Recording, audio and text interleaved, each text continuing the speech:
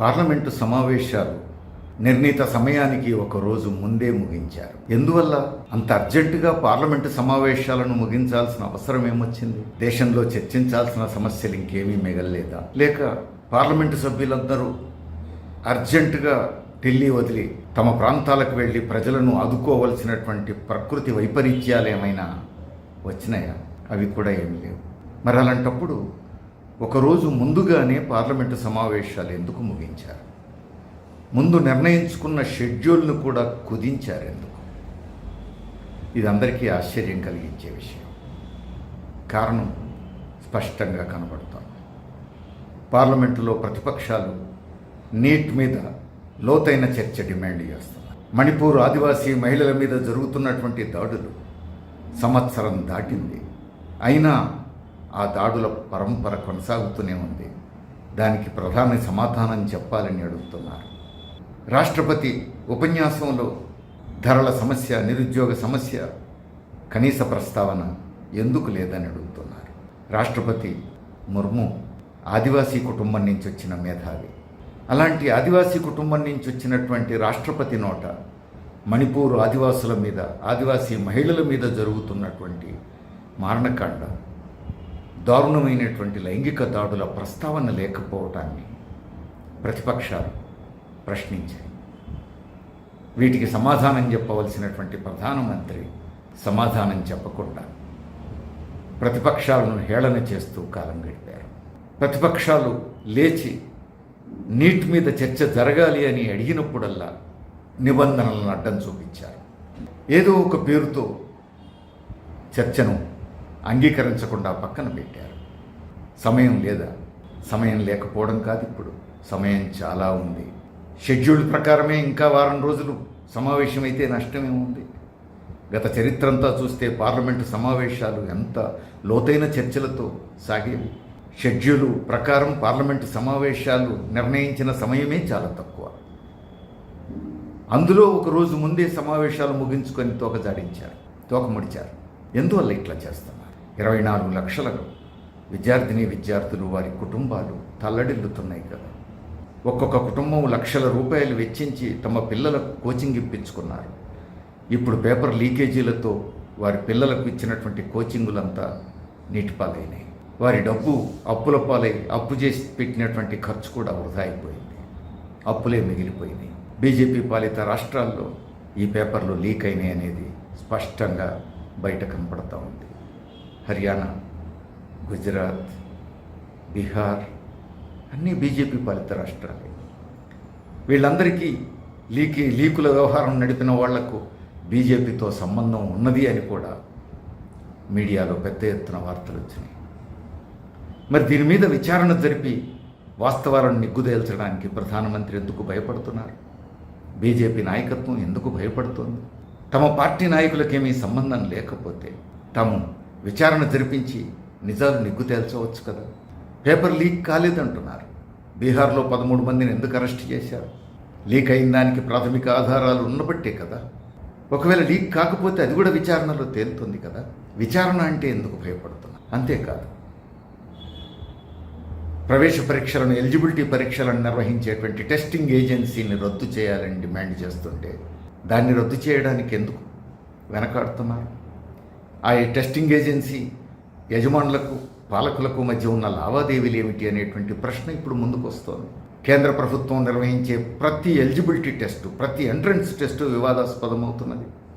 Central universities eligibility test వివాదాస్పదమైంది, paper leak అయింది. NEET గురించి దేశవ్యాప్తమైనటువంటి ఆందోళన కొనసాగుతున్న కాలంలోనే గత నెల జూన్ 18వ తేదీన నెట్ పరీక్ష జరిగింది. 19వ తేదీ కల్లా 24 గంటల్లో అక్రమ అవకతవకలు జరిగినాయని చెప్పి ఆ పేపర్ను, ఆ ఎంట్రన్స్ను రద్దు చేశారు. అంటే కేంద్ర ప్రభుత్వం నిర్వహించే ప్రతి టెస్టు వివాదాస్పదం అవుతోంది కదా. మధ్యప్రదేశ్లో వీటన్నిటికంటే ముందు వేపం కుంభకోణం చూసాము. అందుకని కేంద్ర బీజేపీ సర్కారు మోడీ అధికారంలోకి వచ్చిన తర్వాత అన్ని ఎలిజిబిలిటీ టెస్టులను, ఎంట్రన్స్ టెస్టులను తమ గుప్పిట్లోకి తీసుకొని అన్నీ అవకతవకలమయం చేస్తున్నారు. ఎంట్రన్స్ టెస్టులు అంటేనే ఆందోళనకు గురయ్యేటువంటి పరిస్థితికి విద్యార్థులను నెడుతున్నారు. ఇలాంటి స్థితిలో పిల్లల్ని చదివిస్తున్నటువంటి కుటుంబాలు అప్పుల పాలై పిల్లల చదువుల కోసం అప్పులు తెచ్చి ఖర్చు పెడుతున్నటువంటి తల్లిదండ్రులకు మనశ్శాంతి చేకూర్చడానికి, ఒక కాన్ఫిడెన్స్ని ఇవ్వడానికి, పిల్లలు ధైర్యంగా పట్టుదలతో చదివి పై చదువులకు పోవడానికి వీలుగా ఒక కాన్ఫిడెన్స్ని ఇవ్వడానికి నీట్ మీద విచారణ జరిపించాలి, న్యాయ విచారణ జరిపించాలి, దోషులను కఠినంగా శిక్షించాలి, 24 లక్షల మంది విద్యార్థులకు వారి కుటుంబ సభ్యులందరికీ న్యాయం చేయాలని పార్లమెంట్లో కోరుతున్నారు. అసలు దాని మీద పార్లమెంటులో కనీసం చర్చ జరగాలి, చర్చ జరిగితే చాలా విషయాలు బయటకు వస్తాయని ప్రతిపక్షాలు నిలదీసినాయి. చట్టసభలు ఉన్నదెందుకు? దేశంలో అత్యున్నత చట్టసభలు పార్లమెంటు. మరి ఆ పార్లమెంటులోనే దేశాన్ని అట్టుడికినట్టు చేస్తున్నటువంటి ఇంత తీవ్రమైనటువంటి సమస్య కనీసం చర్చకు నోచుకోకుండా ఏకపక్షంగా చర్చను అడ్డుకొని ఒకరోజు ముందే పార్లమెంటు సమావేశాలను రద్దు చేయడం, దీన్ని ఎట్లా అర్థం చేసుకోవాలి? ఈ చివరి రోజైనా నీట్ మీద చర్చకు అవకాశం ఇచ్చి ఉండవచ్చు కదా. పైగా నిజానికి ఇలాంటి తీవ్రమైనటువంటి ప్రజా సమస్యలు వచ్చినప్పుడు అవసరమైతే 3-4 రోజులు ఎక్స్టెండ్ చేసి లోతైన చర్చకు అవకాశం ఇవ్వాలి. పారదర్శకంగా ఉండాలి. ప్రభుత్వానికి నిజాయితీ ఉంటే, తానేమీ తప్పు చేసి ఉండకపోతే చట్టసభల్లో చర్చకు ఎందుకు భయపడుతున్నారు? ప్రతిపక్షాలు గట్టిగా నిలదీస్తే ఎందుకు తోకముడుస్తున్నారు? ఇది 143 కోట్ల మంది ప్రజలను వేధిస్తున్నటువంటి ప్రశ్న. మోడీ వీటికి సమాధానం చెప్పడానికి సిద్ధంగా లేరు. ప్రతిపక్ష నాయకులను హేళన చేయడం, ప్రజల దృష్టిని మళ్లించడం, ఇది ఇప్పుడు మోడీ ఎత్తుగడలుగా ఉన్నాయి. మరి తీవ్రమైనటువంటి విషయం, ఆందోళన కలిగించే విషయం. ఈ మోడీ ప్రభుత్వానికి అండగా నిలబడ్డ టీడీపీ ఎందుకు మాట్లాడట్లేదు? ఈ మోడీ ప్రభుత్వానికి అండగా ఉన్నటువంటి జనసేన పార్టీ ఎందుకు మాట్లాడట్లేదు? వారు కూడా సమాధానం చెప్పాల్సిన అవసరం ఉంది. ఉభయ తెలుగు రాష్ట్రాల నుంచి నీట్ పరీక్ష రాసిన విద్యార్థులు చాలా గణనీయమైన సంఖ్యలో ఉన్నారని చెప్తున్నారు. ఏ ఇతర రాష్ట్రాలతో పోల్చుకున్నా ఇక్కడి నుంచి ఎక్కువ మంది రాశారని చెప్తున్నారు. ఆ స్థితిలో మరి మోడీ ప్రభుత్వానికి వెన్నుదన్నుగా నిలిచినటువంటి టీడీపీ జనసేనలకు బాధ్యత లేదా? వారు కూడా సమాధానం చెప్పాలి కదా, ప్రజలకు బాధ్యత వహించాలి కదా. ఏమైనా పార్లమెంటు సమావేశాల్లో నీట్ మీద చర్చకు కూడా అంగీకరించకుండా అత్యంత నిరంకుశంగా కేంద్ర బీజేపీ ప్రభుత్వం వ్యవహరించడం ఆందోళనకరం, తీవ్రమైన విషయం. సమయం ఉండి కూడా ఒకరోజు ముందే పార్లమెంటు సమావేశాలను వాయిదా వేసి ముగించుకొని వెళ్ళిపోవటం అనేది తీవ్రమైనటువంటి విషయం.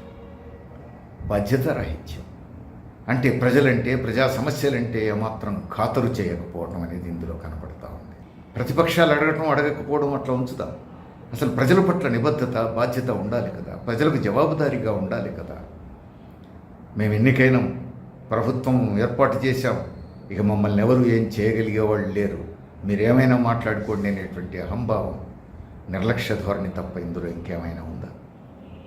అందుకే దేశ ప్రజలు తీవ్రంగా ఆలోచించాల్సిన అవసరం ఉంది. మోడీ ప్రభుత్వం అనుసరిస్తున్నటువంటి వైఖరిని ఎదుర్కోవడం కోసం, ప్రజాస్వామ్యాన్ని కాపాడుకోవడం కోసం, చట్టసభల విలువలను పునరుద్ధరించుకోవడం కోసం ప్రజలందరూ నడుం బిగించాల్సినటువంటి అవసరం ఉంది.